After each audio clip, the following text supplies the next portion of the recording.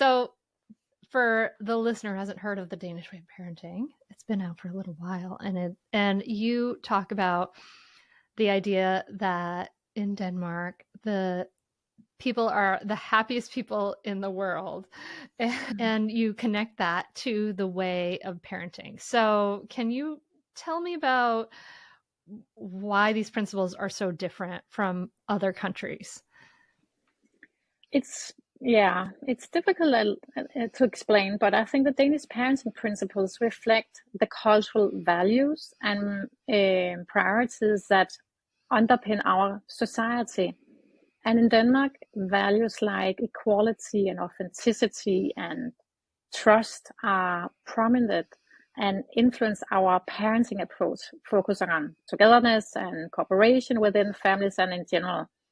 And I have been told that this is something that is at least very Scandinavian, if not only Danish. I think that we are much more we in our way of thinking.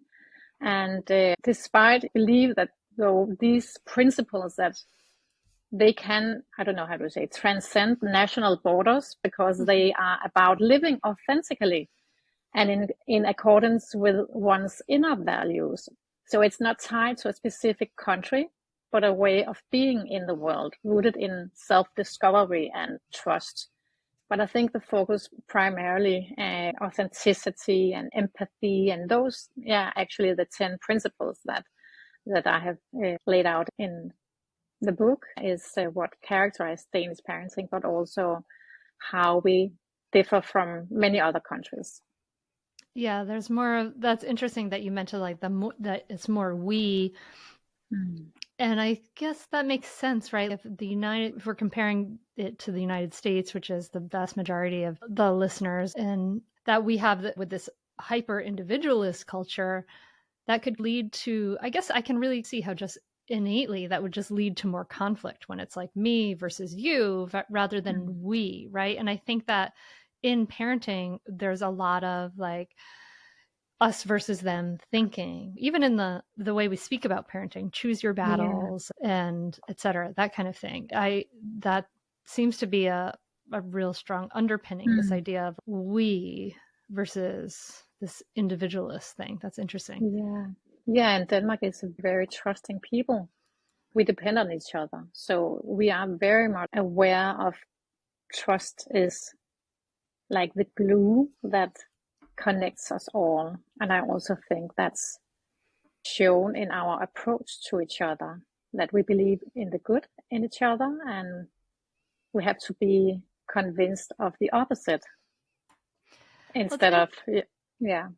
It's interesting, right? Because I know that we have an innate negativity bias, right? All human beings, the human brain, it was much more important for us to remember things that are dangerous and threats to survival than it is to remember the positive things, right? That's more important. And so I'd always assumed, I guess, that my American flavor of a negativity bias was just whatever a human negativity bias is. But it sounds like you're saying like that there's in the cultural milieu of where you are, like there's just more trust. That's really interesting.